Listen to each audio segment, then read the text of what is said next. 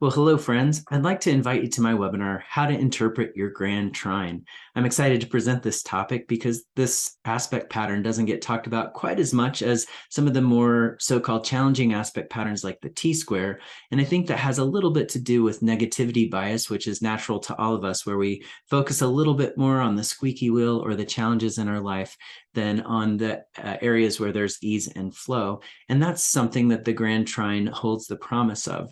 So it's composed of three trine aspects all linked together, and it emphasizes one element in the chart. So one of the things we'll be talking about in this webinar is I'll be talking about the four kinds of grand trines: earth, air, fire, and water in some detail. I'll be giving you some tips about how to navigate the grand trine and how to draw out its best resources.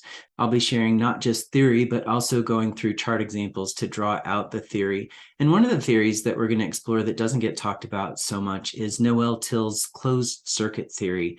And I'll say more about that in the webinar, but it's a really interesting example of a potential shadow dynamic of the grand trine. So we'll also be talking about some shadow dynamics that are possible with the grand trine. Even though it's considered a very favorable aspect pattern, like everything in astrology, there's light and shadow. There's, it's up to us how we express our charts, and we can choose to do that in positive ways, and we can unconsciously do that in negative or challenging ways as well. So I hope you can join me in this exploration of the Grand Trine. If you're joining me before the webinar, you can find the details at our events page at astrologyuniversity.com/events. And if you're catching this video after the webinar is already presented, you can get instant access to watch the webinar by heading over to Astrology University and looking for my speaker category by just typing my name into the search bar and on any page of the website. So just type in Tony Howard and you'll find all of my offerings there. So I hope you'll join me. This will be great for you if you have a grand trine yourself. There will be lots of practical